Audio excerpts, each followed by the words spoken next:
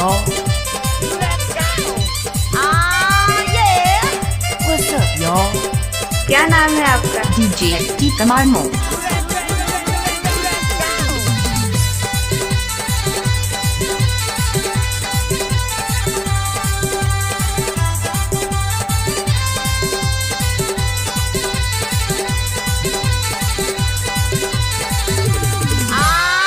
जल्दी से जरा ढीला करा ले, फंसे हवे तोर कमरिया में, फंसे हवे तोर कमरिया में, फंसे हवे तोर कमरिया में।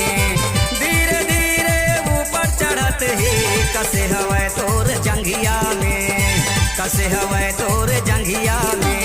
जीन्स बेसाई है वो ए गुलगुल, जीन्स बेसाई है वो, जरा ढीला करा ले, ढीला करा ले ये मोर गोरिया हो, जरा ढीला करा ले, ढीला करा ले ये मोर गोरिया हो।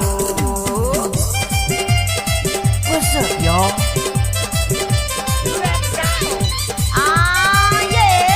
What's that groove?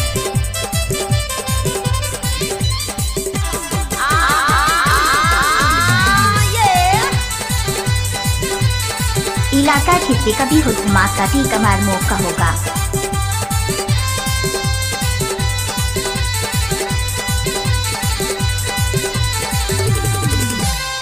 नाजुक तोर कमरिया है गोरी, चैन लगे मचर मरा जाही वो, चैन लगे मचर मरा जाही वो, चैन लगे मचर मरा जाही वो।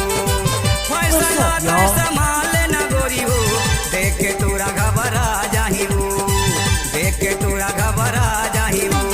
जीन से बेसाई है वो ए गुलगुल, जीन से बेसाई है वो, जरा ढीला करा ले, ढीला करा ले ये मोर गोरिया हो, जरा ढीला करा ले, ढीला करा ले ये मोर गोरिया हो।